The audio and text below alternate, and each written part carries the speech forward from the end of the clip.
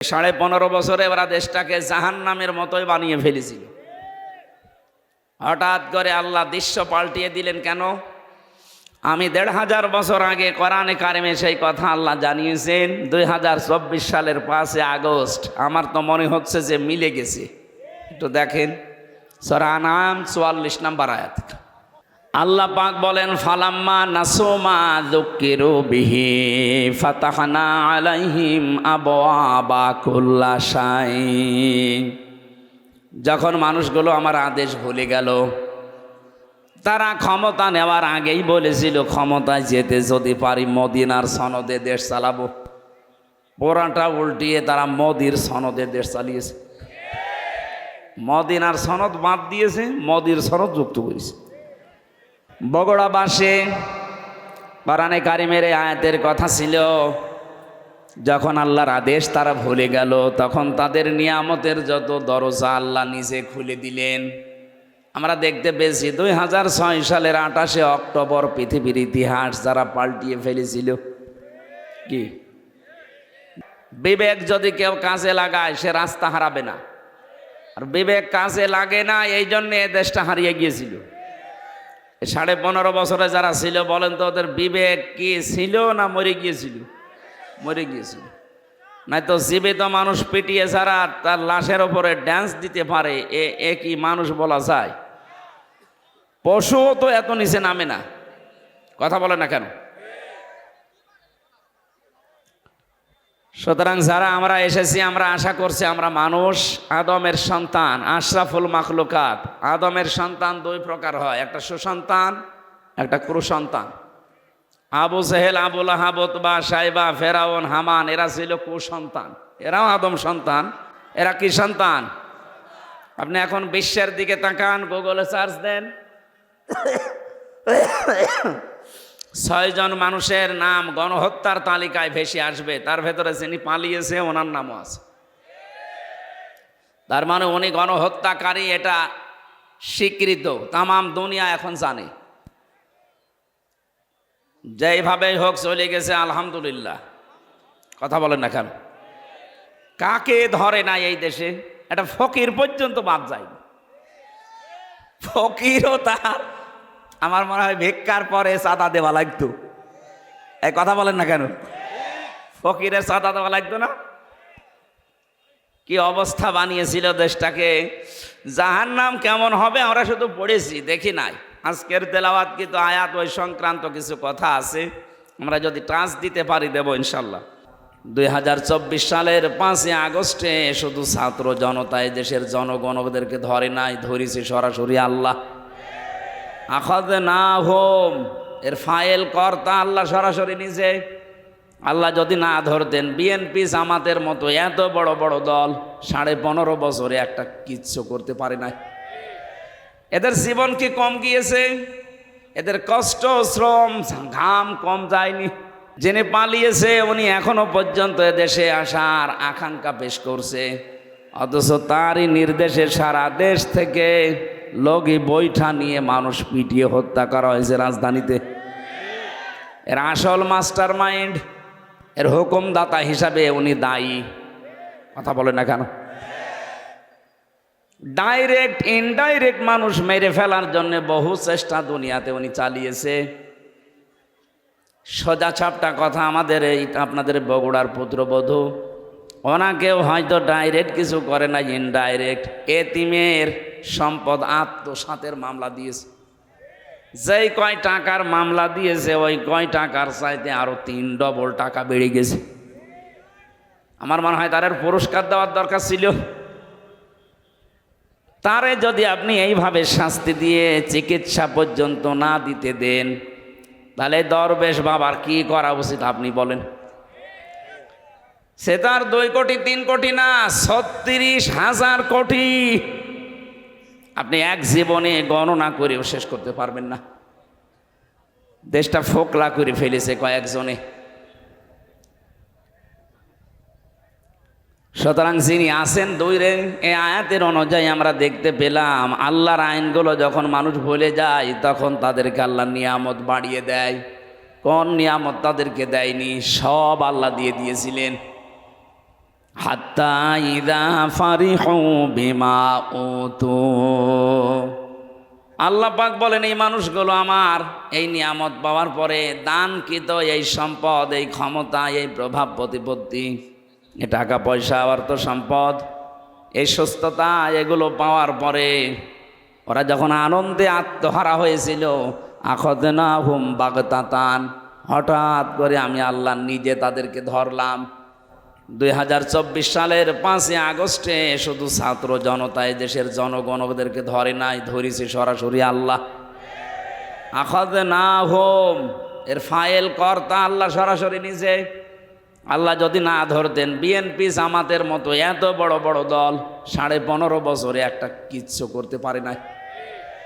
এদের জীবন কি কম গিয়েছে? এদের কষ্ট, শ্রম, ঘাম কম যায়নি? আমি এক একজনের মামলার সংখ্যা দেখতাম আদালতে। ওই ফাঁসির কন্ডেম সেলের ভেতরে আমার সাথে মাঝে মাঝে দেখা করতে আসতো মানুষ। জিজ্ঞাসা করেছি কয়টা মামলা? এক একজন বলছে 313টা, 560টা। ও সারা জীবন চলে যাবে শুধু হাজিরা দিতেই, যদি খালাসও পায়। আপনার বিবেক কোন জায়গায় গিয়েছিল বলেন? একটা মানুষের নামে 313টা মামলা দেন। আপনি মানুষ? হ্যাঁ, তাও যদি দোষ করে মামলা খায় মেনে নেওয়া যায়। কিচ্ছু জানে না, ঘরে শুয়ে আছে, ঘুমের ভেতরেই ঘুম ভেঙার পরে দেখছে জেলখানায়। কে গো, তুই গাছ কেটেছিস? কোন সময়? স্বপ্নে। এই কথা বলছে না কেন? এরকম স্বপ্নে মামলা ছিল না দেশে? হাজার হাজার ছিল। সুতরাং এই অবস্থার যারা সৃষ্টি করেছিলেন, আল্লাহ নিজে বলছেন আমি তাদেরকে, তাদের পাপের বোঝা যখন পরিপূর্ণ হয়ে গেছে তখন আমি নিজে তাদেরকে ধরলাম। বাগতাতান শব্দটা কোরআনে আছে। আকস্মিকভাবে তাদেরকে এমনভাবে ধরেছি ওরা যে দুপুরের খাবার খাবে সে সময়টাও পায়নি।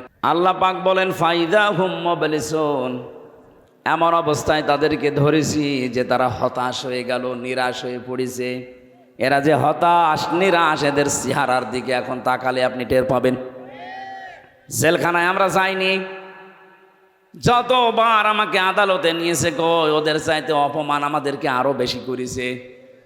ওদেরকে তো দেখছি মাজায় এখনো দড়ি দেয়নি, আর আমাদের মাজায় দড়ি দিয়ে নিয়েছি। তো চেহারার ভেতরে আমাদের হতাশা ছিল না, কারণ আমরা মজলুম। আর এইগুলো সব জালেম। চেহারার ভেতরে দেখেন কোরআনের আয়াত অনুযায়ী আল্লাহ হতাশা দিয়ে ভরে দিয়েছে। মানুষ দেখলে আবেগে একটু আনন্দ করবে, কি পচা ডিম মারতেছে। কথা বলে না কেন? ফাকতিয়া দাবিরুল কওমিল্লাযিনা যালামু, আল্লাহ পাক বলেন জালেমদের শিকড় কেটে দেওয়া হয়ে গেছে। সুতরাং এখনো যারা আশা করে আছেন যে না মা আসতেছে, এই আশা বাদ দেন, কারণ জালেমদের শিকড় কেটে দিয়েছে কে? কিন্তু এই 8-9 দিনে আমরা কিছু ষড়যন্ত্র দেখতে পাচ্ছি। যারা পালিয়ে গেছে এরা এখন বাইরের বিভিন্ন মোড়লের কাছে ধর্ণা দিচ্ছে, আর এই মিথ্যা কথাটা তারা জানাচ্ছে যে আমরা নির্বাচিত ছিলাম, আমাদেরকে উৎখাত করা হয়েছে। এটা তাহা মিথ্যা কথা। 15.5 বছরে যারা ছিল ওরা যে নির্বাচিত ছিল, এ কথা শয়তানকে বললে সেও বিশ্বাস করবে না। আপনি বলেন, ঘোড়াকে জিজ্ঞাসা করেন, ঘোড়া হাসবে। একটা কথা বললেন, কারণ নির্বাচিত হওয়া লাগে যে পদ্ধতিতে, আল্লাহ সে পদ্ধতি কোরআনে কারিমে সূরা হজের 78 নম্বর আয়াতে দিয়েছেন। হুয়া জিতাবাকুম, আল্লাহ বলেন আমি তোমাদেরকে নির্বাচিত করি লক্ষ লক্ষ নবীর উম্মত থেকে, তোমাদেরকে আমি আল্লাহ নিজে নির্বাচিত বাছাই করেছি। তাহলে নির্বাচিত করার দায়িত্ব কার? নির্বাচিত করা লাগে যে পদ্ধতির মাধ্যমে, ওটার বাংলা নাম নির্বাচন। বাংলা নাম কি? জবাব দেবেন একেবারে ছাত্রের মতো বললাম। নির্বাচিত হয় মানুষ যে পদ্ধতিতে, নাম কি? আপনি একেবারে নিরপেক্ষ দৃষ্টিতে দিয়ে বলেন তো, 15.5 বছর নির্বাচন হয়েছে না হয়নি? আপনি কেন এই মিথ্যা কথা ছড়াচ্ছেন? কাদের সিম্পিতি আবার পেতে চান? সারা দুনিয়া জানে যে আপনি নির্বাচন ছাড়াই ছিলেন। কারণ 154 জন নির্বাচনের আগে ঘোষণা দিয়েছেন। কথা বলেন না কেন? দিনের ভোট আপনি রাতে করে নিয়েছেন। কিভাবে বলেন যে আমি নির্বাচিত ছিলাম? একটা হাজি মানুষ এত বড় মিথ্যা কথা আপনি বলতে পারলেন? হ্যাঁ, আপনার মেয়ে আপনার ছেলে যদি বলতো আমরা কিছু মনে করতাম না, কারণ তারা মিথ্যা বলে। কি আপনি একটা হাজি মানুষ হয়ে মিথ্যা বলেন, তামাম দুনিয়ার মানুষ কি মনে করবে? এ হাজি মনে হয় মিথ্যাই বলে। কাকে যখন ডিম পাড়ে দেখবেন কোকিলের, ও মনে করে কেউ দেখতেছে না। আপনি যে মিথ্যা বলছেন মনে করছেন কেউ জানে না, তামাম দুনিয়া এটা জানে যে আপনি মিথ্যাবাদী। আমার তো মনে হয় যত বছর বয়স ওনার, এতটা সত্য কথা জীবনে আছে কিনা আমার সন্দেহ লাগে। কি কথা বলেন? এই যে এই দুইটা কথা তার প্রমাণ। আপনি বলছেন আমি নির্বাচিত, আরে নির্বাচনই তো হয়নি। কিসের নির্বাচিত? বাংলাদেশে যে নির্বাচন হয়নি, আমার সাথে এক ওসি ছিল জেলখানায়, আমারে মাঝে মাঝে এসে বলতো হুজুর দেখেন তো আমার তওবা হয়েছে কিনা। কিভাবে তওবা করলেন? যে এই যে নির্বাচন গেল, উনি দায়িত্বে ছিল ফেনী, যে নুসরাত হত্যা মামলার। সে নির্বাচনের রাত 12টার পর থেকে আমার যা দলবল আছে এদেরকে সাথে নিয়ে আমি আল্লাহর নামে ভোট কাটা আরম্ভ করলাম। হ্যাঁ, এই যে কোরআন শরীফ আমার সামনে, এইভাবে বলছি, আমি আল্লাহর নামে ভোট কাটলাম। ফজর পর্যন্ত কাজ শেষ করার পরে এটা জমা দিয়ে দিলাম বাক্স। গোসল করলাম, ওযু করার পরে 2 রাকাত নামাজ পড়লাম। এবার আমি নামাজ শেষ করে বললাম আস্তাগফিরুল্লাহ, হুজুর আমার তওবা হয়েছে। না, আপনি তো আল্লাহর কাছে দোষ করেননি যে আস্তাগফিরুল্লাহ পড়বেন, আপনি দোষ করেছেন হামজার কাছে। কথা বলেছেন না কেন? একটা এমপি বানাতে হলে 3.5 লাখ থেকে 4 লাখ মানুষের রায় লাগে, ভোট লাগে, আর আপনি সবাইটা একাই দিয়ে দিলেন আর বলছেন হুজুর আমি আস্তাগফিরুল্লাহ পড়লাম। আগে আমার মতো 4 লাখ হামজার কাছে যে স্বীকার করবেন, বলবেন যে আমার ভুল হয়ে গেছে, এখন কি করব বলেন। তারা যদি মন থেকে বলে ঠিক আছে মাফ করে দিলাম যান, তাহলে আপনি মাফ পাবেন। কথা বলেন না কেন? ভয়ঙ্কর বিষয় এই কয় বছরের ভেতরে অনেক হামজা দুনিয়া থেকে বিদায় নিয়েছে, আপনি তাদের কাছে মাফ চাবেন কি করে? এই জন্য 15.5 বছরে যারা জুলুম, অত্যাচার, নির্যাতন, বিশেষ করে আয়না ঘরের সাথে যারা জড়িত, গোম আর খুনের সাথে যারা জড়িত, এ মানুষগুলো যদি শুধু এখন আস্তাগফিরুল্লাহ পড়ে, জীবনও মাফ হবে না। এদের মাপ পাওয়ার একটাই পদ্ধতি আছে, অপরাধ যার কাছে স্বীকার করবেন তার কাছে। আপনার কারণে এই লোকটা 15.5 বছর ব্যবসা করতে পারে নাই। আপনি চাঁদাবাজি করে, মিথ্যা মামলা দিয়ে, মিথ্যা সাক্ষী দিয়ে এরকম বহু মানুষের জীবন নষ্ট করে দিয়েছেন। কাউকে গুম করেছেন, খুন করেছেন, আয়না ঘরে রেখেছেন। আমি 10 দিন মাত্র ছিলাম আয়না ঘরে। এই 10 দিনে আমি দেখেছি মানুষের কি যন্ত্রণা ওই জায়গায়। কিছু কিছু মানুষের নখ হয়ে গেছে এত বড় বড়, চুল দাড়ি গোপ মনে হচ্ছে জঙ্গল থেকে বেরিয়ে এসেছে। যখন আমাকে কালো কাপড় বেঁধে নিয়ে যেত মাঝে মাঝে ওই দেওয়ালের দিকে, কিছু কারারক্ষী আছে, কিছু পাহারাদার আছে, সবাই একেবারে হারামি না, 2-1টার একটু বিবেক হালকা আছে। ওই মানুষগুলো যেহেতু এর আগে 17, 18, 19 সাল পর্যন্ত তারা আমার আলোচনা শুনেছে, এর বাইরে যে আরো শোনে, ওরা আমাকে নিয়ে যাওয়ার সময় বলতো হুজুর আস্তে করে খুলে দেই, এ পর্যন্ত কেউ নেই।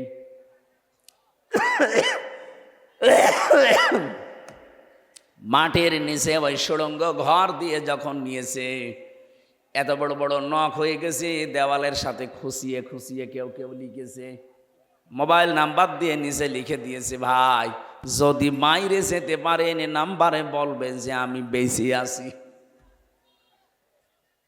আপনি কি করেছেন টের পাচ্ছেন? আপনি যদি মেরে ফেলতেন, ইলিয়াস আলীকে ধরার পরে যদি আপনি মেরে ফেলে বলতেন তাকে মেরে ফেলেছি, তার বউটা অন্তত অন্য জায়গায় বিয়ে করতে পারত। কথা বলে না কেন? তার ছেলে, ওই ছোট্ট ছোট্ট মেয়েগুলো জানতো যে বাবা মারা গেছে। এখনো পর্যন্ত আপনি জানালেনও না যে লোকটা মরে গেছে, অথচ তাকে বহু আগে আপনি মেরে ফেলেছেন। এই গম, এটা আমার মনে হয় মানুষ হত্যার চাইতেও বড় অপরাধ। এদেশে কিয়ামতের আগে যারাই আসবে, এই গম নামক এত বড় মানবতা বিরোধী কাজ যেন কিয়ামত পর্যন্ত তুলে দেয়। আপনি মেরে ফেলেন একটা মানুষকে তার অপরাধের জন্য, আপনি গম করবেন কোন কারণে? কত ক্ষতি হয় জানেন? এটাই আমার 10টা দিনের ভেতরে আমার বাবা, মা, স্ত্রী, আমার 2টা মেয়ে পাগল হয়ে গেছে। 10 দিন মাত্র। মুফতি ফখরুল আমার সাথে ছিল, উনি আমাকে বলতো, ভাই হামজা তোমার সাথে কি করে আমি জানি না, আমার এই পায়ের ভেতর দিয়ে হাত দিয়েছে, এভাবে বসিয়ে পায়ের ভেতরে হাত দিয়ে সামনে যে লোহার ব্যারিকেড দেওয়া আছে ওর সাথে হাত বেঁধে হ্যান্ডকাপ দিয়ে লাগিয়ে দেয়। আরে ভাই 2 মিনিট, 5 মিনিট, 10 মিনিট না, বছরের পর বছর। কাউকে আমি 8 বছর, 10 বছর, 14 বছরের মানুষ দেখেছি ওখানে। 14টা বছর একটা মানুষ, এদিকে 1.5 হাত, এদিকে 3.5 হাত, এতটুকু একটা ঘর, কোনো আলো বাতাস নেই। একটা মানুষ জানে না যে এটা কোন বছর, কোন সাল চলছে, কি মাস এটা, কি বার এটা, কয়টা বাজে, ওর কিচ্ছু জানা নেই। 2-5 দিন, 10 দিন থাকলে তো মানুষ পাগল হয়ে যাওয়ার কথা।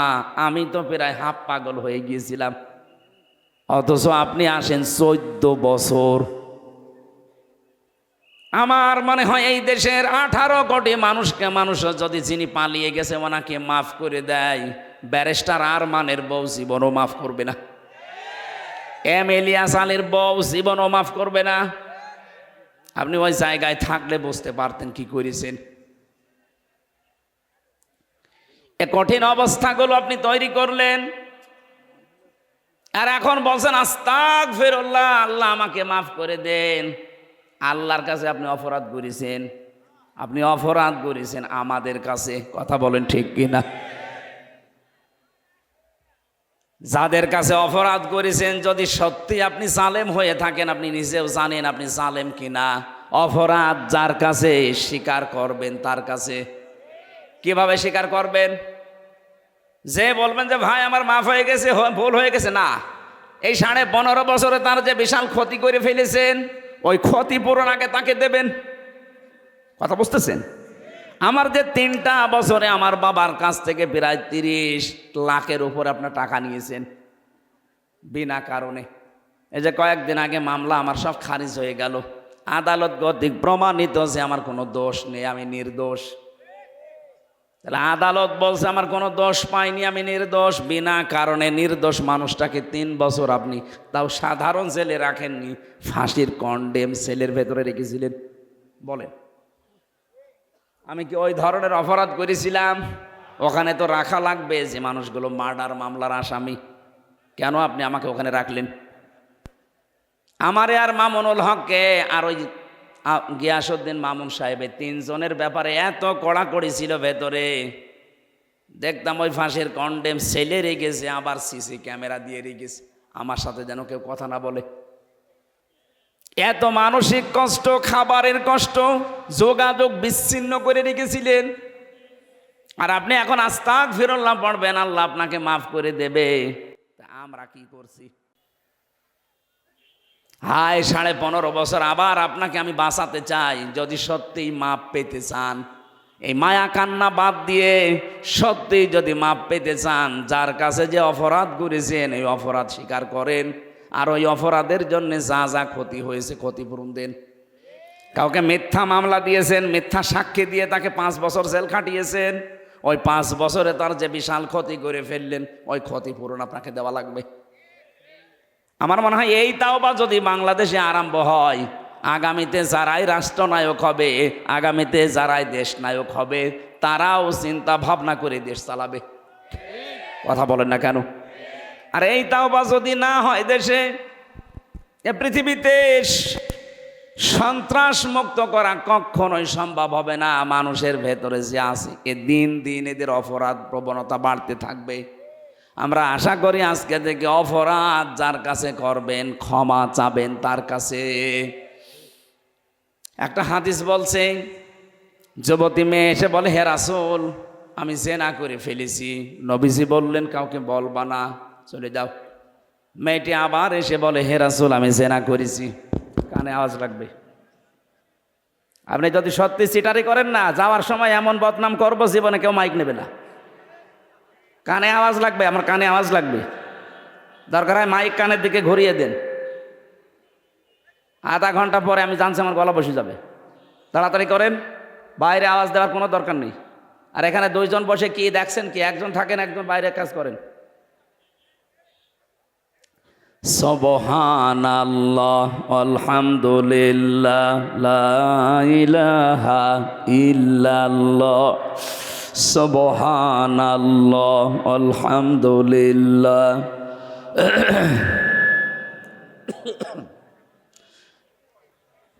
আমি জিকির করতে বলেছিলাম, আপনার মুখ বন্ধ করে বসে আছেন কোন কারণে? নাকি জবান বন্ধ করে দিয়েছে আল্লাহ?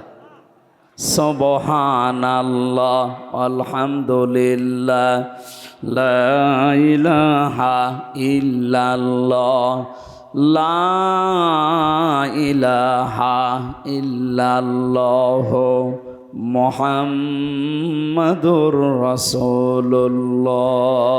আল্লাহুম্মা সাল্লি আলা সাইয়্যিদিনা মাওলানা মুহাম্মাদ ওয়া আলা আলি সাইয়্যিদিনা মাওলানা। বগুড়াবাসী নবীজি তিনবার মেয়েটাকে ঘুরিয়ে দিলেন। মেয়েটি আবার সামনে এসে বলে, হে রাসূল আমাকে মুক্ত করেন। আমি এই জেনার গনা নিয়ে মারা যেতে চাই না।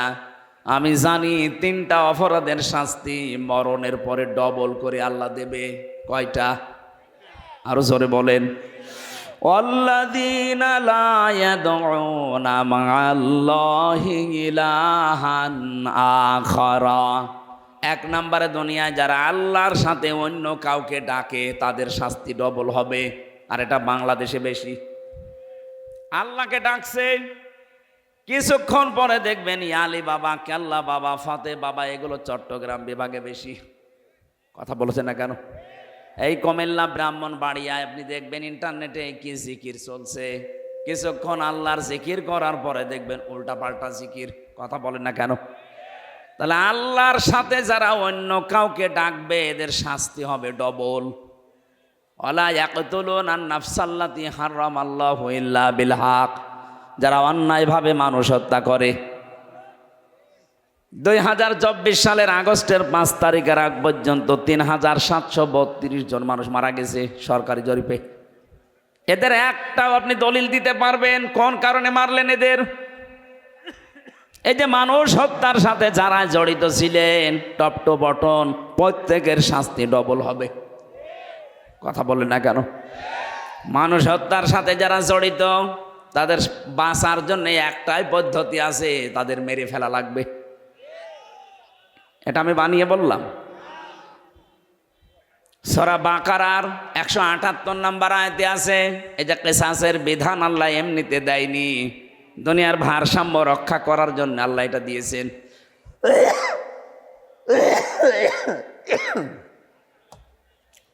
সুতরাং যারা মানুষ হত্যার সাথে জড়িত আপনাদের আখিরাত শেষ, আপনি মারা গেলে জাহান্নামী। ওমাই ইয়াকতুল মুমিনা মুতাআম্মিদান ফাজাযাউহু জাহান্নাম। সূরা নিসার 93 নম্বর আয়াত। আল্লাহ বলেন যারা মানুষ হত্যা করে তাদের 1 নাম্বার শাস্তি জাহান্নাম। কি বলেন বলেন? আপনার আখিরাত তো শেষ। দুনিয়ায় যদি আপনি বৈধভাবে এখন বেঁচে থাকতে চান, যারা এই 3732 জন মানুষ হত্যার সাথে জড়িত, ফাইনাল কথা তাদের মেরে ফেলা লাগবে। কোনো বুদ্ধি নেই আর। 3 নম্বরে ওয়ালা ইয়াজনুন, জেনা করবা না। যারা দুনিয়ায় জেনা করে এই মানুষগুলোর শাস্তি কয়টা? ডবল। বলেন বলেন। মেয়েটি বলছে হে রাসূল আমি জেনা করে ফেলেছি, গর্ভবতীও হয়ে গেছি। বিশ্ব নবী বললেন তোমার অপরাধ হয়েছে কিন্তু বাচ্চাটার অপরাধ নেই, ওটা আগে খালাস হোক। খালাস হওয়ার সঙ্গে সঙ্গে আসবো, আমি বিচার করে দেব। যে এসেছে বলে, হে নবী, এই যে আমার বাচ্চা, আপনি আমাকে মুক্ত করেন অপরাধ থেকে। ও বগুড়াবাসী, আমার কথা হচ্ছে, মেয়েটা আরবি ভাষার লোক, আরব দেশের। তার ভাষা, মাতৃভাষা কি বলেন বলেন? নবীজি কি তাকে বলতে পারতেন না, ঠিক আছে যা হয়েছে হয়েছে, গোপনে আস্তাগফিরুল্লাহ পড়ে নাও? আর তাকে কি আস্তাগফিরুল্লাহ মুখস্থ করানো লাগতো? সে তো তার মুখস্থ আছে, কারণ সে আরবি ভাষার লোক, একবার শুনলেই তো পড়ে ফেলতো। সে কি আস্তাগফিরুল্লাহ পড়লে তার মাফ হয়ে গেছে? কেন নবীজি তাকে বললেন যে ঠিক আছে যাও?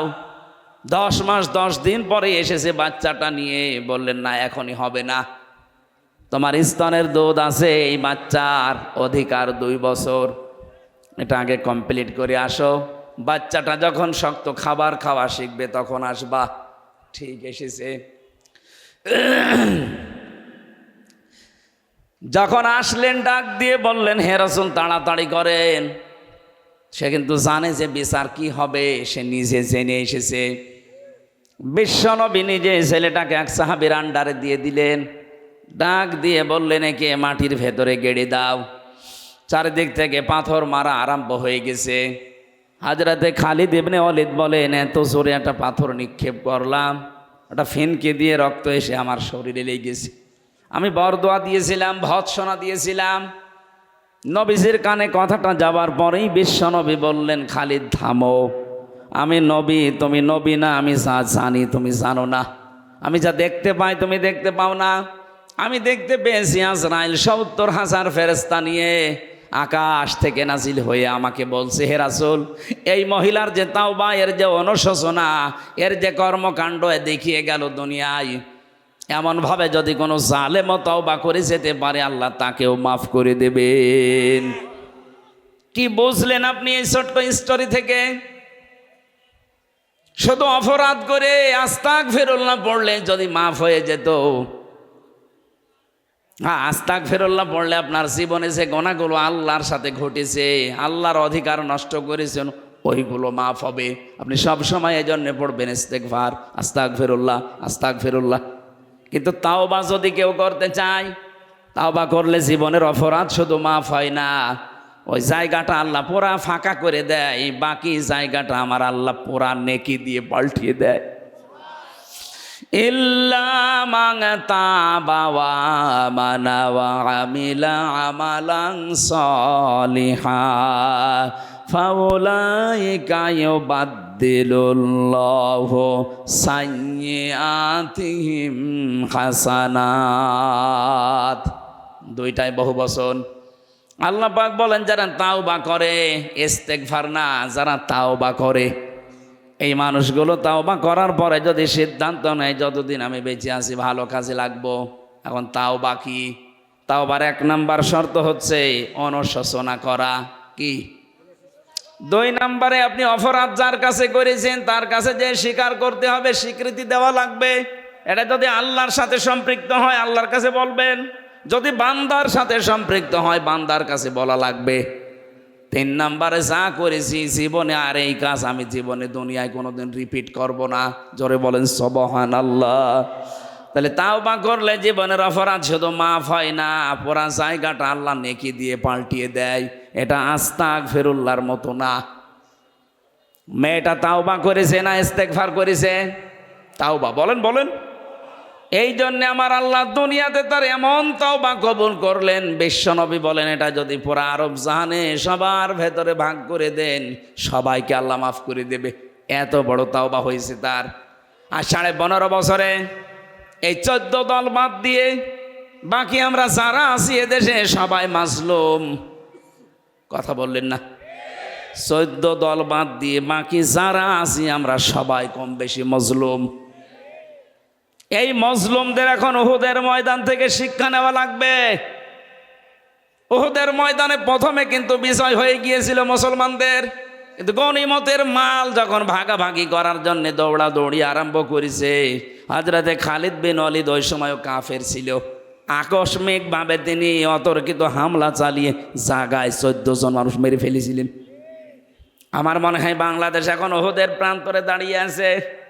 আমরা যে বিজয়টা পেয়েছি এই মাজলুম মানুষগুলো যদি এখনো পর্যন্ত মায়ের পেটের সন্তানের মতো আমরা সিমেন্টেড হয়ে যেতে না পারি, ওরা কিন্তু এখনো উৎপত্তি আছে। দেখেন না, মাঝে মাঝে বলে আমি কাছাকাছি আছি, চট করে ঢুকে পড়বো, এমনি বলে। ওরা ওই খালিদ বিন ওয়ালিদ যখন কাফের ছিল, যে ভূমিকায় ছিল, ওরা ওই ভূমিকা পালন করার জন্য আছে উৎপত্তি। এই জন্য মাঝে মাঝে নতুন নতুন ইস্যু তৈরি করে পাঠায়। আর দেশের কিছু মানুষ আছে, ওরা আন্দাজে লাফিয়ে পরিবেশ নষ্ট করে। আর পরিবেশ নষ্ট করে করবে কি, পেছনে লাল হয়ে যায়। এই কথা বলছে না কেন? যে গোপালগঞ্জে আরম্ভ করেছিল, ওই সময় কয়েকদিন শুনলাম বাসের ভাড়া গোপালগঞ্জ থেকে ঢাকা পর্যন্ত যদি আপনি দাঁড়িয়ে যান 1000 টাকা, আর বসে গেলে 500 টাকা। কারণ বসার মতো কায়দা আর্মি ওদের রাখে নাই। কথা বলেন ঠিক কিনা? এই জন্য আহ্বান জানাচ্ছি, পালিয়ে যে গেছে, এ দুনিয়ার ইতিহাসে এটাই বলে 850 বছর আগে ওনার দাদা পালিয়েছিল, লক্ষণ সেন। কথা বলে না কেন? ওনার দাদাও কথা বললাম কেন, আমার ফাঁসি চাই বইটা পড়েন, দেখেন ওনার জন্মের ইতিহাস লেখা আছে। ওনার জন্মের ইতিহাস না, ওনার বাবার জন্মের ইতিহাসও লেখা আছে। আমি মেজর ডালিম বলছি, বইটা পড়েন।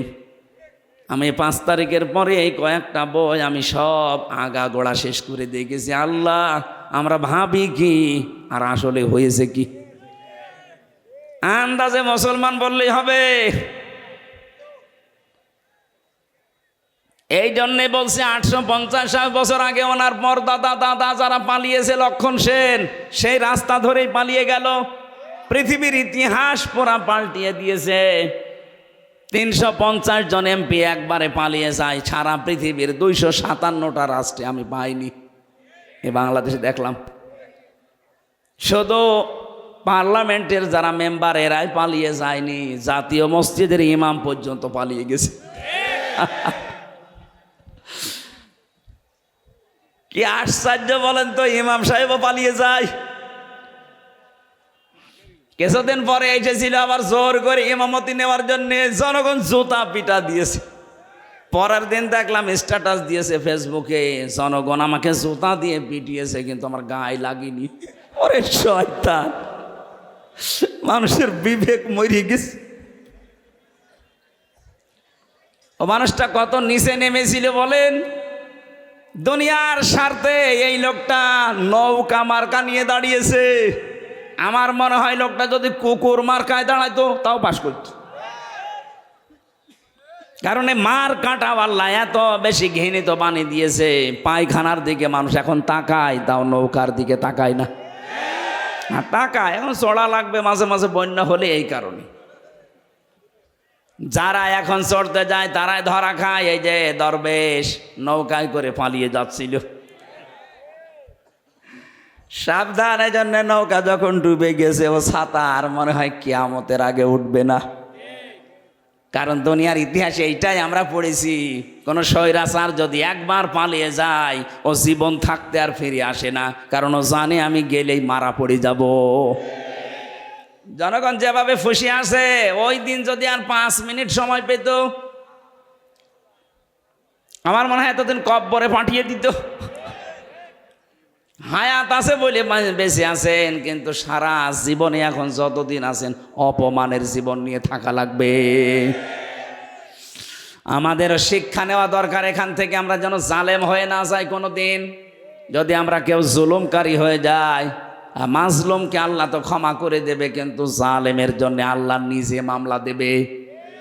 এটা আছে সূরা শুরা 25 নম্বর পারা 6 নম্বর পৃষ্ঠার 12 নম্বর লাইনের 42 নম্বর আয়াতের প্রথম অংশে আছে, ইন্নামাস সাবিলু আলাল্লাযিনা ইয়াযলিমুনান নাস।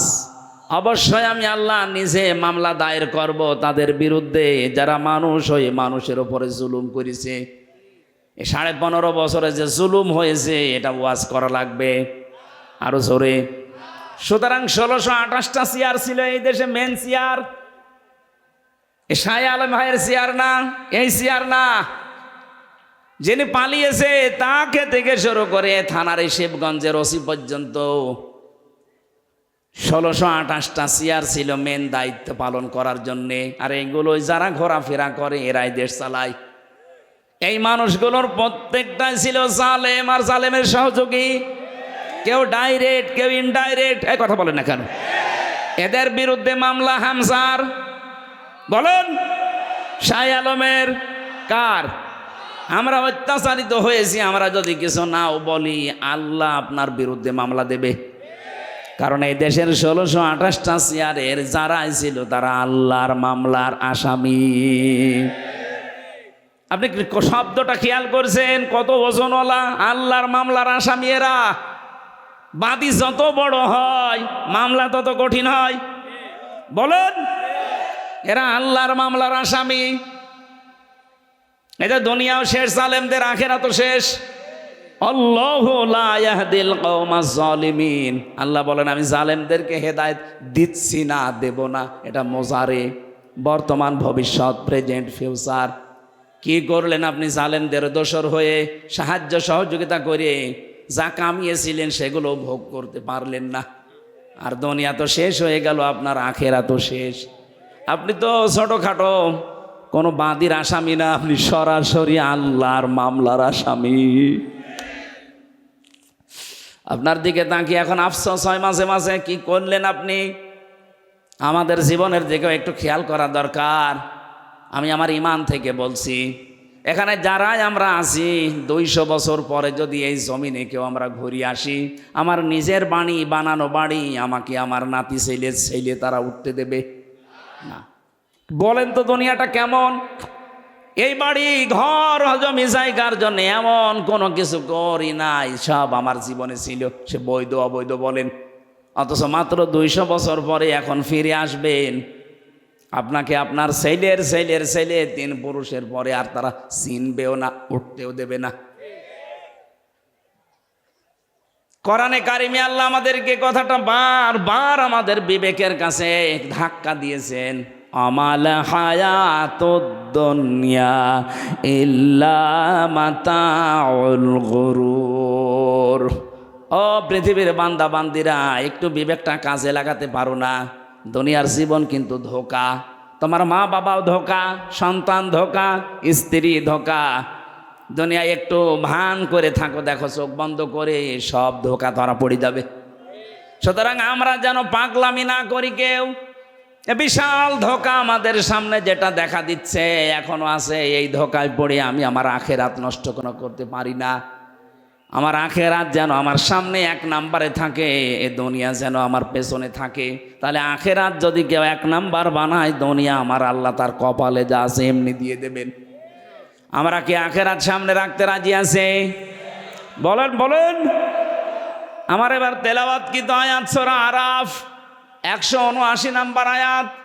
আজকের আলোচনার বিষয় যেটা বলেছিলাম, নাম হচ্ছে বিবেক। নাম কি? এটা যাদেরকে আল্লাহ দিয়েছেন, এই বিবেক যাদের কাছে লাগে না, একেবারে অ্যাক্টিভ হয়ে মিশে যাবেন কোরআনের সাথে। আল্লাহ পাক বলেন ওয়ালাকাদ যারানা লিজাহান্নামা কাসীরাম মিনাল জিন্নি ওয়াল ইনস। অধিকাংশ মানুষ আর জিন জাহান্নামে যাবে, এই জন্যই তাদেরকে বানিয়েছি। কে বলছেন? প্রশ্ন আসতে পারে, তাহলে আমার দোষ কি? অধিকাংশ মানুষ আর জিন যদি জাহান্নামে যায়, তা আমার কি দোষ? হ্যাঁ, এখান থেকে আল্লাহ 3টি ইন্দ্রিয় শক্তির কথা দিয়েছেন। যাদের ভেতরে এই 3টা আছে, যদি কাজে না লাগে সে জাহান্নামে যাবে, যার কাজে লাগবে সে জান্নাতি। একেবারে কাটছাট সহজ কথা। 1 নম্বরে লাহুম কুলুবুল লা ইয়াফকাহুনা বিহা, যাদের কলব আছে কিন্তু চিন্তা ভাবনা নেই। এই যে আপনাকে বিবেক আল্লাহ দিয়েছেন, কিন্তু বিবেকটা আপনি কাজে লাগান না। বিবেক কাজে লাগাতে পারলে আপনি রাস্তা হারাবেন না, রাস্তা পেয়ে যাবেন। একেবারে গোড়াতে শিকড়ে আল্লাহ হাত দিয়েছেন আমাদের। হালাতা আলাল ইনসানি হিনুম মিনাদ দাহারি লাম ইয়াকুন শাইআম মাযকুরা। আল্লাহ পাক বলেন হামজা, একটু কি খেয়াল করো না, বিবেকটা কাজে আমার লাগে না যে তুমি জন্মের আগে উল্লেখ করার মতো কিছুই ছিলে না। আমার এই যে 33 বছর বয়স, এখন 34 বছর আগে হামজা নামে আমার বংশে যেহেতু কেউ ছিল না, আমার বংশে আমার এই রিয়াজ এবং ফিরোজা এই মাধ্যমে আমি দুনিয়ায় আসলাম। কেউ আলোচনাও কোনো দিন করেছে যে এখানে হামজা নামে একজন এসেছে? মাত্র 34 বছর আগে। আল্লাহ পাক আমাকে এটা স্মরণ করাচ্ছেন কেন? কারণ একটা দুর্বল জায়গায় আঘাত দিয়েছেন আমার। আমি যখন কিছুই ছিলাম না, নেই থেকে আস্তে আস্তে আমার আল্লাহ আজ হামজা বানিয়ে চেয়ারে বসিয়েছে। এখানে মা বাবার দায়িত্ব শুধু বিছানায় থাকা, বাকি যা করার কে করেছে? একটু বিবেকটা এদিকে কাজে লাগাতে পারেন না? আল্লাহ আমাদের একটা স্মরণের মাধ্যম দিয়েছেন এইভাবে, ফালিয়ানজুরিল ইনসানু মিম্মা খুলিক খুলিকা মিম্মা দাফিকি ইয়াখরুজু মিন বাইনিস সুলবি ওয়াত তারাইব। মানুষকে একটু নজর করে দেখে না যে কি দিয়ে তারে বানালাম? বাবার স্ফলিঙ্গ দিয়ে দ্রুত গতিতে বের হয়ে যাওয়া পানিটা দিয়ে, যেটা একবার বের হয়ে শরীর থেকে গোসল ফরজ হয়ে যায়। যে পানির ছাড়া পৃথিবীর কোনো মার্কেটে 4 আনাও দাম নেই। কথা বলেন না কেন? কেউ ফ্রি দিলেও আপনি নেবেন না। এরকম একটা না পাক দুর্গন্ধযুক্ত পানি দিয়ে আল্লাহ আমার অস্তিত্ব আরম্ভ করলেন। আল্লাহ পাক বলেন এই পানিটা যখন মায়ের রেহেমের ভেতরে যায়, বাবার মাকে দিয়ে আমি আল্লাহ এই 2টা না পাক পানি এক জায়গায় 4 8টা জিনিস বানাই। চুল, রগ, হাড় আর পর্দা, রক্ত, গোশত, চর্বি আর চামড়া। বিজ্ঞান ভিত্তিক আলোচনায় যখন তাফসীরগুলো আমি মিলিয়েছি, দেখেছি হ্যাঁ এই 4 8টা জিনিস এক। আল্লাহ পাক বলেন মানুষ বানাতে কমপক্ষে 13টা উপাদান লাগে। 13টা বিষয় এক জায়গায় না হলে দুনিয়ায় আপনি আসতে পারবেন না। আসলেও অপূর্ণাঙ্গ হয়ে আসবেন। 4 8টা নয়, আপনার মার বাবা 2 জনেরটা নিয়ে বানালেন, বাকি 5টা এখনো 13 হতে কয় লাগে? এই 5টা আমার আল্লাহ নিজের রব নামের কারণে দিয়েছেন। ওয়াজআলা লাকুমুস সামআ ওয়াল আবসারা ওয়াল আফইদা। আল্লাহ বলেন শ্রবণ শক্তি, দর্শন শক্তি, বাক শক্তি, আকেল শক্তি আর ঘ্রাণ শক্তি, এর ভেতরে যদি একটাও তোকে কম দিতাম দুনিয়ায় আসতে ঠিক, কিন্তু অপূর্ণাঙ্গ হয়ে। যদি বাক শক্তি না দিতাম কথা বলতে পারতে না। বিজ্ঞান এখন প্রমাণ করছে কয়েক ইঞ্চি জায়গায় মানুষ যে কথা বলে, এক একটা কথা তৈরি হতে 27টা ধাক্কা লাগে। কয়টা? আপনি কম্পিউটার ভেড়াবেন, আমি যা দেখিয়ে দিতে পারবো। 27টা স্তর পার করার পর একটা কথা তৈরি হয়। পৃথিবীর কেউ আপনাকে এই কথা বলার যোগ্যতা দেয়নি। দিয়েছে কে? দুঃখজনক হলেও সত্য, এই 15.5 বছরে আল্লাহর এই বাক শক্তি জালেমরা কেড়ে নিয়েছিল। ওরা বন্ধ করে দিয়েছিল আমাদের কথা বলার যোগ্যতা। কথা বললেও বলতে পারতাম না। কথা বলেন না কেন? কথা তো বলবো আমার মনে যেটা আছে, যেটা বৈধ কথা ওইটা, অথচ আমাদের কণ্ঠনালী চেপে ধরত।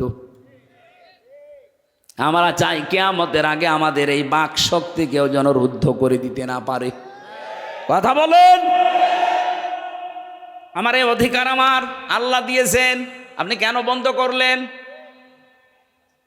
কোরআনে কারিমে আল্লাহ যত বড় বড় রহমতের কথা তিনি জানিয়েছেন, তার ভেতরে 4টার কথা সবচাইতে বেশি জানিয়েছেন।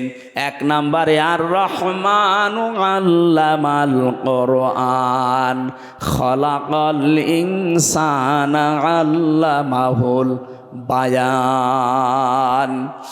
আল্লাহ পাক বলেন আমি যে রহমান, আমার দয়া দেখতে চাও, পৃথিবীর সবচাইতে বড় দয়া কোরআনে কারিম তোমাদেরকে দেওয়া। লক্ষ লক্ষ নবী পাঠিয়েছিলাম দুনিয়ায়, কোন নবীকে আমি আল্লাহ কোরআন দেয়নি, তোমাদেরকে দিয়েছি। এটা আমার বড় নিয়ামত।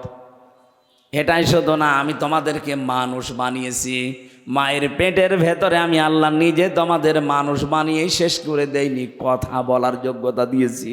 কথা বলতে পারা কত বড় নিয়ামত। এ আয়াতের ব্যাখ্যায় হাদিস এসেছে, বিশ্বনবী জানিয়েছেন।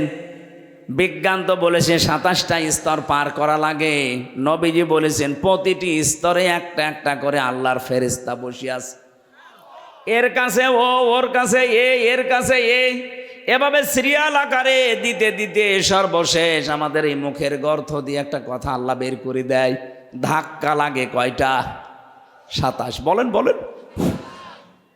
আপনাকে যদি এই শক্তিটা আল্লাহ বাক শক্তি না দিত, বাকি 4টা দিত, তাহলে আপনি আসতেন কিন্তু বোবা হয়ে কথা বলতে পারতেন না। আরে ভাই, এইটার জন্য তো কিয়ামত পর্যন্ত সেজদায় পড়ে থাকার কথা। দর্শন শক্তি আল্লাহ আমাদেরকে দিয়েছেন। আলাহুম আ'য়ুনুল লা ইউবসিরুনা বিহা। কি হয়েছে? চোখ দিলাম তোদেরকে, কেন দেখিস না? যেটা দেখার দরকার মানুষ ওইটা দেখে না, যেটা দেখা দরকার না, নিষিদ্ধ, ওইটার দিকে মানুষের চোখ বেশি। বলুন, একটু কন্ট্রোল করা যায় না নিজেকে? আজ কত মানুষ নিজের বৈধ স্ত্রী বাদ দিয়ে পরকীয়া প্রেমে 180 মাইল বেগে লাইন চালাচ্ছে। নাকি এলাকায় শুরু হয়নি? নিষিদ্ধ বস্তু দেখতে দেখতে চোখের পর্দা কালো হয়ে গেছে। যেটা দেখা দরকার না ওইটা যদি কেউ বারবার দেখে, আমার আল্লাহ চোখের ওপরে 2টা জিনিস দান করে, তার বৈধ জিনিসগুলোর প্রতি ঘৃণা জন্মিয়ে যায়। সেদিন একজন স্ট্যাটাস দিয়েছিল আমাকে, বলছে আমার বৈধ স্ত্রী কয়েক বছর সংসার করার পর একটা সন্তানও দিয়েছে, কিন্তু এখন আমার আর ভালো লাগে না। বাইরের মেয়ে লোক দেখলে খুব ভালো লাগে, আনন্দ লাগে। আমার আল্লাহ এই রোগ থেকে মুক্ত হওয়ার জন্য 2টা পদ্ধতি আল্লাহ দিয়েছেন, ঔষধ। এখানে যাদের এরকম অভ্যাস আছে, নিজের জায়েজ স্ত্রী এখন আর ভালো লাগছে না, বাইরেরটা দেখলেই কেমন জানি আকর্ষণ তৈরি হয়, নাকি এলাকায় নেই? যদি এরকম মন মানসিকতা কারো তৈরি হয়, উলঙ্গ অর্ধ উলঙ্গ নাচ দেখলে আনন্দ লাগে, তাদেরকে আপনি কোরআনে কারিমের ঔষধ 2টা বলছি। সূরা নূর 18 নম্বর পারা 12 নম্বর পৃষ্ঠা 7 নম্বর লাইনে 30 নম্বর আয়াত। একটু বাড়ি যে এই আয়াতটা একটু তাফসির পড়বেন। وَقُلْ لِلْمُؤْمِنِينَ يَغُضُّوا مِنْ أَبْصَارِهِمْ وَيَحْفَظُوا فُرُوجَهُمْ ذَلِكَ أَزْكَى لَهُمْ ইন্নাল্লাহা খবীরুম বিমা ইয়াসনাউন। বলেন আল্লাহু আকবার। আল্লাহ পাক বলেন, হে নবী, মুমিন পুরুষ যারা আছে এখানে তাদেরকে আপনি বলে দেন, তারা যেন তাদের চক্ষুকে নিম্নগামী করে রাখে পর স্ত্রী থেকে, পর নারী থেকে। 2 নম্বরে তাদের লজ্জা স্থানকে হেফাজত করে।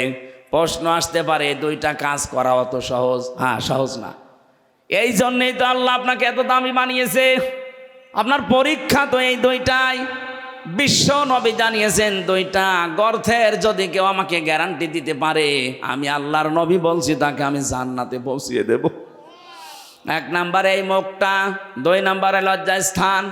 এই 2টা গর্থ যদি সত্যিই কেউ হেফাজত করে রাখতে পারে, আল্লাহর দিকে তাকিয়ে একটা অনির্বচন সুখ আপনাকে আল্লাহ দান করবে। শব্দটা কে বললাম বলেন তো? অনির্বচন সুখ। এটা বাংলা, বাস্তবতা দেখাচ্ছি। এই যে চিল ছো মারে যখন পাখির বাচ্চাদের, মা পাখিটা তখন নিজের ডানাটা এভাবে বিছিয়ে ফল করে দেয়, এর নাম আরবিতে ওয়াকফিজ।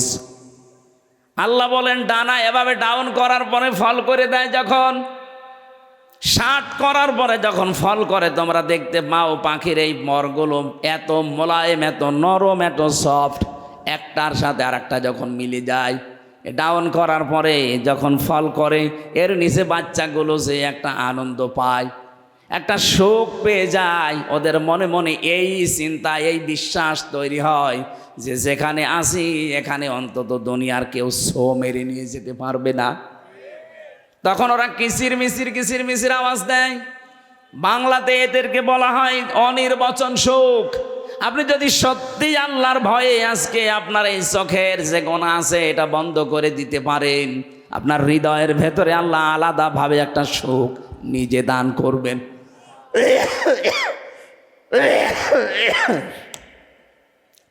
বগুড়াবাসী এই জন্য এখনই এই মুহূর্ত থেকে এই মাহফিল যদি সাকসেস করতে চাই, শুধু সুন্দর করে সাজানোই না, এটা বাড়ি নিয়ে যাওয়া লাগবে। যাদের মোবাইলে এমন দৃশ্য তৈরি করা আছে, ডিলিট করেন। যেটা নিচে দেখলে আনন্দ পান, অন্য দেখলে আপনার লজ্জা লাগে। এরকম দৃশ্য নেই? এই কথা বলছেন এখানে। এইরকম দৃশ্য যাদের আছে, নিজে দেখলে খুব আনন্দ লাগে, মজা লাগে, অন্য কেউ দেখলেই আপনার লজ্জা লাগে। এটা ডিলিট করবেন। কারা কারা হাত তোলেন তো? ওই মুরব্বী, দেখি মোবাইল, দেখি দেখি কি আছে, দেখি। কি আশ্চর্য! হ্যাঁ, দাঁড়িয়েলা মানুষ, কি রেখেছেন আপনি মোবাইলে? এক্ষণে ডিলিট করেন, করেন। আপনার ওয়াজ শুনতে আসাচ্ছে, ওল্টা ফাটা জিনিস ডাউনলোড করে আপনি ওয়াজ শুনতে এসেছেন, এক্ষণে ডিলিট করে বাড়ি যাবে। আল্লাহ আমাদের চোখের হক আদায় করার জন্য কয়েকটা জিনিস কোরআনে কারিমে আমাদের সামনে এনে দিয়েছেন। আফালা ইয়ানজুরুনা ইলাল ইবিলি কাইফা খুলিকাত ওয়া ইলাস সামাই কাইফা রুফিআত ওয়া ইলাল জিবালি কাইফা নুসিবাত ওয়া ইলাল আরদি কাইফা সুতিহাত। বলেন আল্লাহু আকবার। আল্লাহ পাক বলেন, ও দুনিয়ার মানুষেরা, নজর করে একটু দেখতে পারো না? চোখ দিলাম, উঠের দিকে তাকাতে পারো না? মরুভূমির জাহাজ বানিয়েছি ওইটা আমি। তোমরা একটু জমিনের দিকে তাকাতে পারো না? এটা বিছানা বানিয়ে দিয়েছি। ওই আকাশের দিকে তাকাও, খুঁটি ছাড়া বিশাল ছাদ মাথার উপরে রেখে দিয়েছি। পাহাড়ের দিকে তাকাও, পেরেক স্বরূপ পাহাড়কে আমি জমিনের সাথে গেড়ে দিয়েছি। ও বন্ধুরা, পেরেক যখন মানুষ মারে, এই যে তক্তার উপরে পেরেক মারা না নেই? এই পেরেক যখন মারে তক্তার উপরে, ওই যে সামনে একটা আল বেরিয়ে থাকে চ্যাপটা মতো, এই চ্যাপটা অংশ এতটুকু হলে ভেতরে যা গিয়েছে চ্যাপটার চাইতে 20 গুণ বড়। কথা বলেন না কেন? আপনি পেরেক যদি এইটা, আল্লাহ বলেন পেরেকের মতো পাহাড়কে জমিনে গেড়ে দিলাম, তার মানে পাহাড় যত বড় আছে উপরের চাইতে 20 ডবল নিচে আল্লাহ গেড়ে দিয়েছেন। এই যে পঞ্চগড়ের পাশে হিমালয় পাহাড়, আপনি চিন্তা করেন 36,000 ফিট, এত বড় বিশাল পাহাড় উপরে যদি থাকে, ভেতরে এরকম 20 গুণ আল্লাহ গেড়ে দিয়েছেন। আল্লাহর ক্ষমতা কি! সাথে বিশ্বাস করি আল্লাহ একজন আছে। আরে ভাই, তার ক্ষমতা কি জানেন? কিয়ামতের আগে তা 7 তবক আসমান আর জমিন পুরাতন কাপড়ের মতো আল্লাহ নিজের হাতের ভেতরে গটিয়ে নেবেন। জোরে বলেন আল্লাহু আকবার। আল্লাহ আমাদেরকে এগুলো দেখিয়ে দেখিয়ে আমাদের বিবেকটা নাড়া দিচ্ছে। কি হয়েছে তোদের? আমার ক্ষমতা সম্পর্কে ধারণা আসে না? 8, 5, 13টা জিনিস এক হয়ে যাওয়ার পরে আস্তে করে মায়ের পেট থেকে ধরে নিয়ে আসলাম। তার একটা বারের জন্য বিবেক কাছে লাগে না, কেন তোরে আমি এভাবে বানিয়ে নিয়ে আসলাম? পৃথিবীর অন্যান্য সৃষ্টিকে, এ মানুষগুলো, এই সৃষ্টি জগৎকে আমি কত দুনিয়ায় তাদেরকেও নিয়ে আসি, কিন্তু এত সম্মান দিয়ে নিয়ে আসি না। শুধু আশরাফুল মাখলুকাত হিসাবে তোদেরকে আমি এত সম্মান দিয়ে দুনিয়ায় নিয়ে আসি। মারা যাবার পরে তাদেরকে আমি ফেলে দেব যেখানে সেখানে না, তাদের সম্মানজনক একটা দাফন কাফনের ব্যবস্থা পর্যন্ত আমাদের করা লাগে। কথা বলেন ঠিক কিনা? যে আদমকে এত সম্মান দিলেন বিবেকের কারণে। কিসের কারণে? বিবেক আছে বলে আপনার এত সম্মান। বিবেক না থাকলে আপনি যদি পাগল হয়ে যান, আপনার এত সম্মান দুনিয়ায় কেউ দেবে না। সুতরাং আপনার যে বিবেক আছে, এটা আজকে থেকেই কাজে লাগাবেন। এমনকি জাহান্নামে যাবে যারা, মেন গেটে যে ফেরেস্তা দাঁড়িয়ে আছে, দারোয়ান ফেরেস্তা মালিক, ও জিজ্ঞাসা করবে, আলামিয়াতিকুম রুসুলুম মিনকুম ইয়াতলুনা আলাইকুম আয়াতি রাব্বিকুম ওয়া ইউনযিরুনাকুম লিকা ইয়াউমিকুম হাযা। কি তোমাদের কাছে কি নবী রাসূল যায়নি? এই জাহান্নামের যে আযাবের কথাগুলো তারা কি তোমাদেরকে শোনায়নি, সতর্ক করেনি? প্রত্যেকটি জাহান্নামী মানুষগুলো এক বাক্যে জবাব দেবে, ক্বালু বালা ক্বাদ জানা নাযীর। হ্যাঁ, আমাদের কাছে সতর্ক বার্তা নিয়ে এসেছিল। নবী হয়তো আসে নাই, নবীর ওয়ারিসরা এসেছিল।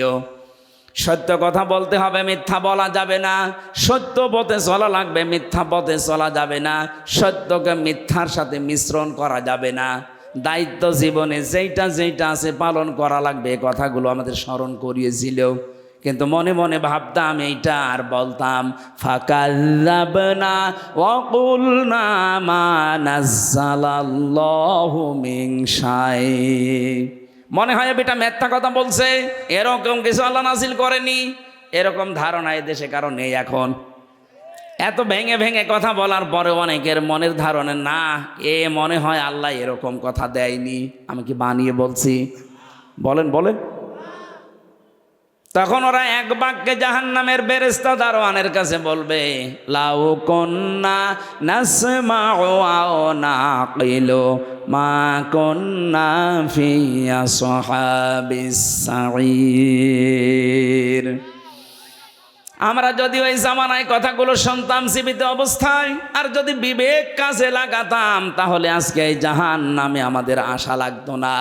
বগুড়াবাসী, বিবেক যাদের আছে এখনো কিন্তু কাজে লাগান, নয়তো জাহান্নামী হয়ে যাবেন। বিশ্বনবী মেয়েদের সম্পর্কে জানিয়েছেন, নেককার মহিলা আল্লাহর কাছে 4টা গুণ বিশিষ্ট নারী। 1 নম্বরে ইদা নাজারা ইলাইহা সাররাতুহু, যার দিকে স্বামী তাকালে স্বামীকে আনন্দ দেয়। আজ হাজারো মহিলা পরিবারে এইটা করে না, এটা মনে করো দুনিয়ার কাজ না, এটা আখিরাতের কাজ।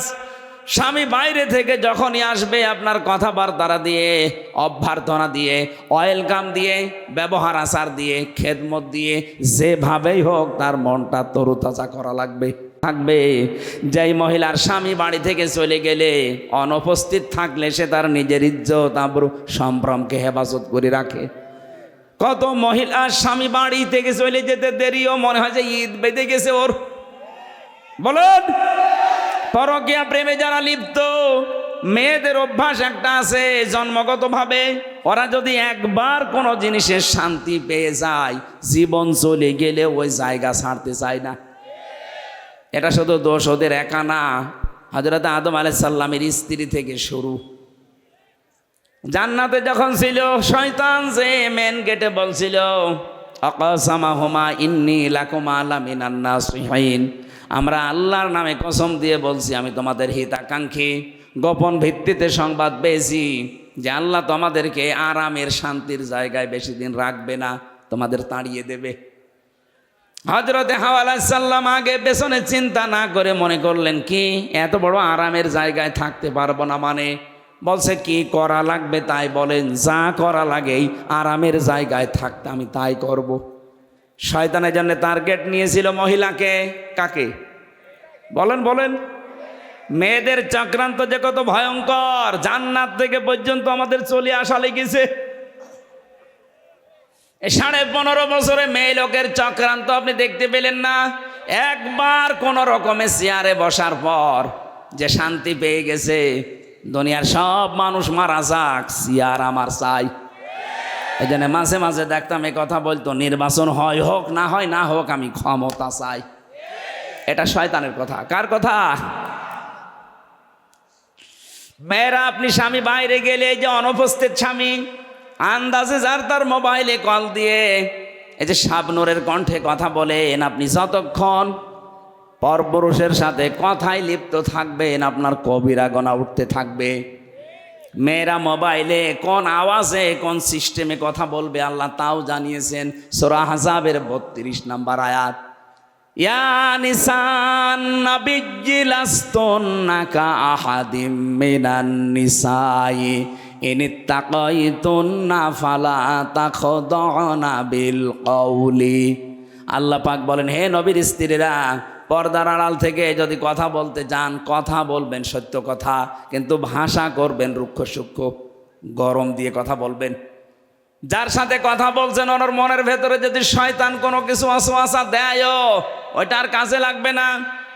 আপনি মোবাইলে কথা বলতে হলে প্রথমে সালাম দিয়ে জিজ্ঞাসা করে, যদি স্বামী কোথায়, বলে স্বামী আছে বাথরুমে অন্য জায়গায়। কি কি দরকার এমন সাজালো গলায় বলবেন। যদি পরপুরুষ হয়, ওর মনের ভেতরে শয়তান উকি ঝুঁকি দিলে ও সঙ্গে সঙ্গে পাল্টিয়ে যাবে। মনে মনে ভাববে, আল্লাহ এ কি মহিলা না আজরাইল। আর যদি শাবনূরের কণ্ঠে আপনি শুরু করেন আলাপ, ও মনে করবে কাজ হচ্ছে। একদিন 2 দিন 5 দিন পরে দেখবেন 2 সন্তান ফেলে দিয়ে উনি আল্লাহর রাস্তায় পালিয়েছে। এই জন্য স্বামী যখন বাড়ি থাকে না, স্বামীর সন্তান, স্বামীর সম্পদ, স্বামীর ইজ্জত, আবরু হেফাজত করে রাখা নেককার মহিলার গুণ। 3 নাম্বার, ওয়াতুইনু আলা দীনি যাওজাতিহা।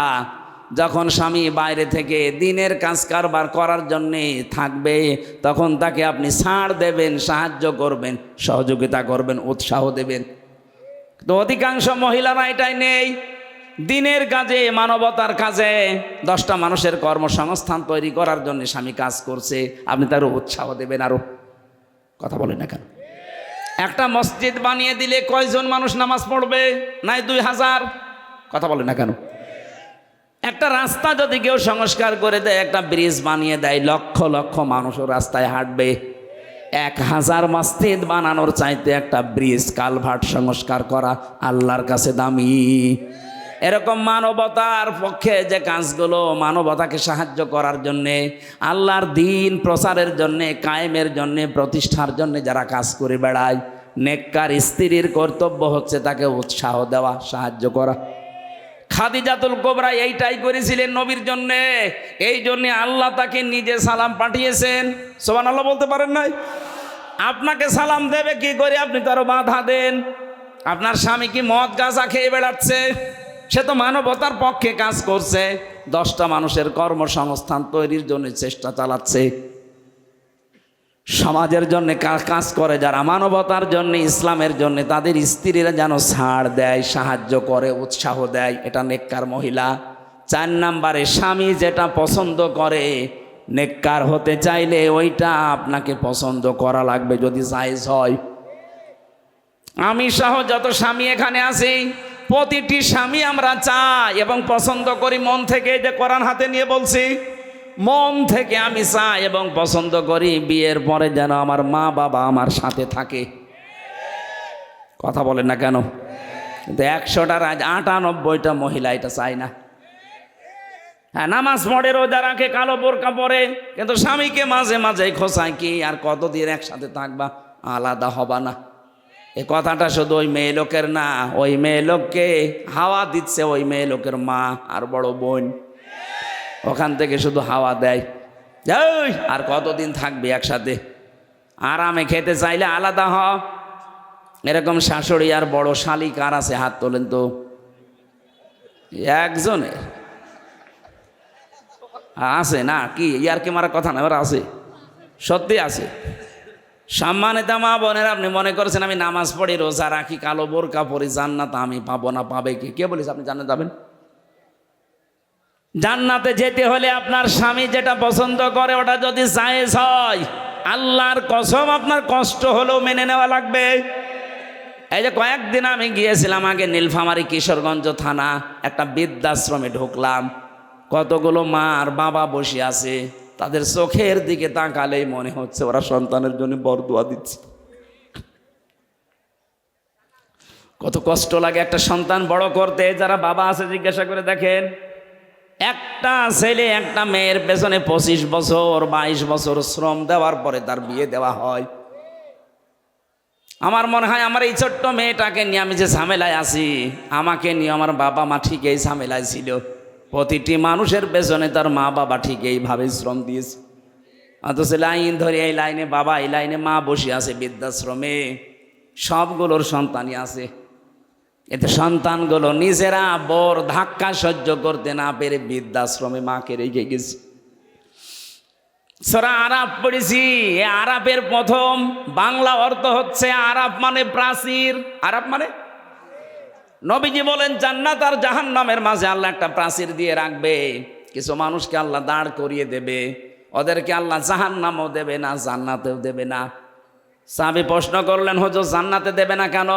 নবীজি বলেন এরা আর যাই করুক মা বাবার হক আদায় করতো না, তাদের সাথে খারাপ ব্যবহার করতো। আজকে গতকালকে বগুড়াতে একটা ছেলে মাকে জবাই পর্যন্ত করে ফেলেছে।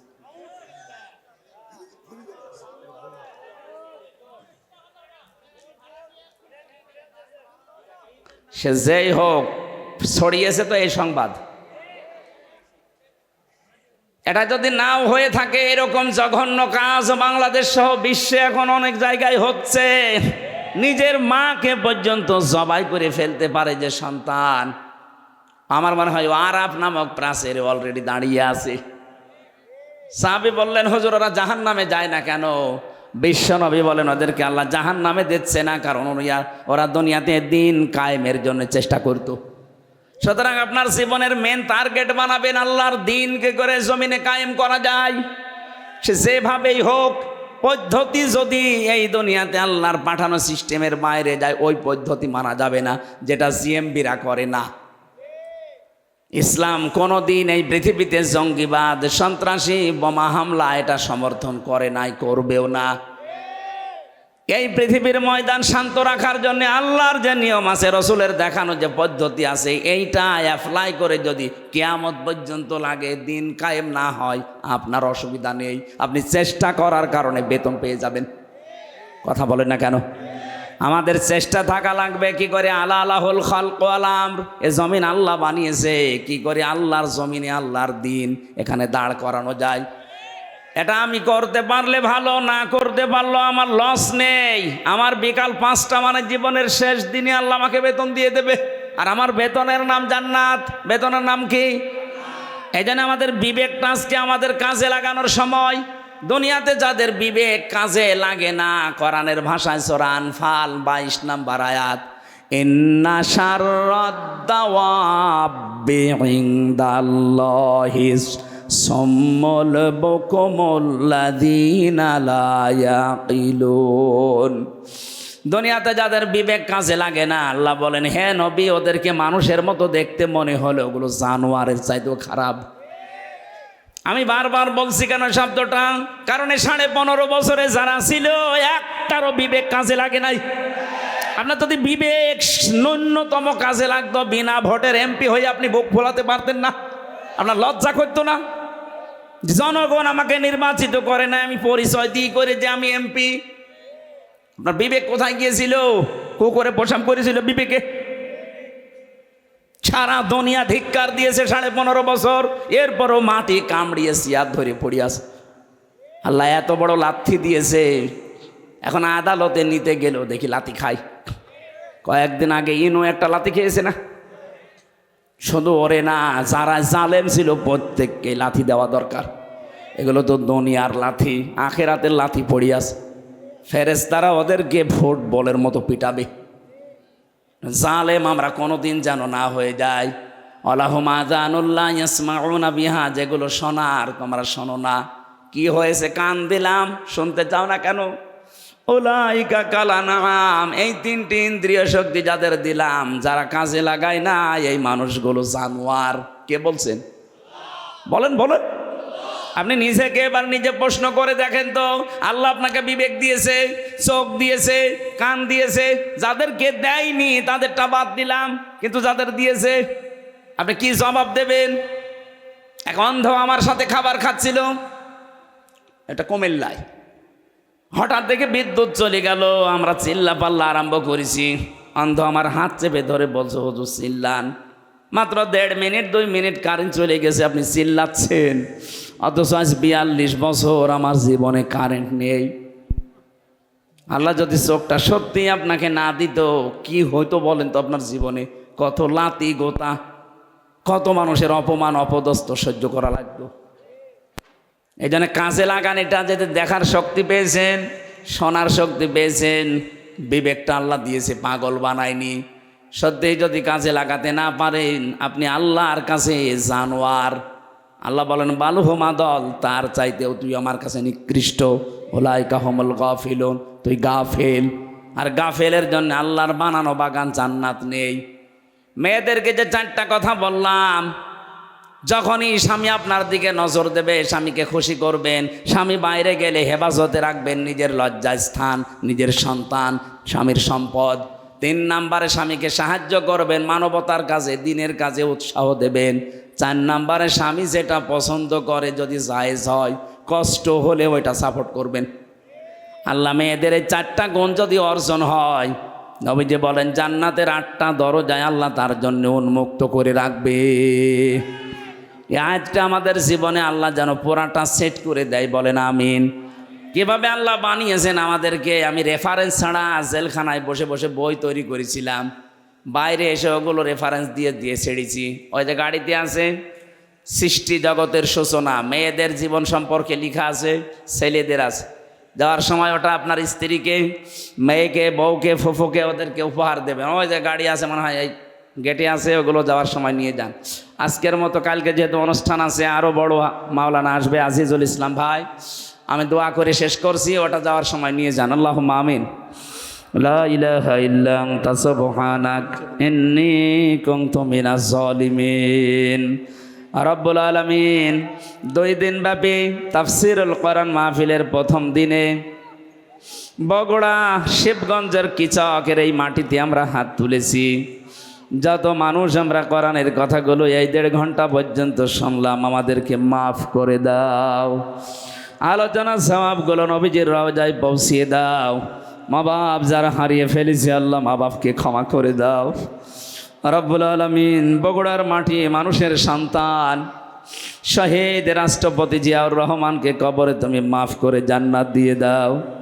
তার স্ত্রী অসুস্থ, আল্লাহ শেফায়ে কামেলা আজিলা নসিব করে দাও। তার ছোট সন্তান তা দুনিয়া থেকে বিদায় নিয়েছে, আল্লাহ তার কোকো ভাইয়ের কবরকেও জান্নাত বানাও। রব্বুল আলামিন শ্রদ্ধাভাজন বড় ভাই জনাব তারেক জিয়া এই মাটির সন্তান, নির্বাসিত হয়ে আছে নিজের দেশ থেকে, কতটা বছর পাড়ি জমিয়ে প্রবাসে পড়ে আছে। আল্লাহ তাআলা সম্মানের সাথে ইজ্জতের সাথে এ দেশের সন্তান এ দেশের মাটিতে ফিরিয়ে দাও। কোরআনে কারিম দিয়ে দেশ চলছে এটা দেখে মরার সুযোগ করে দাও।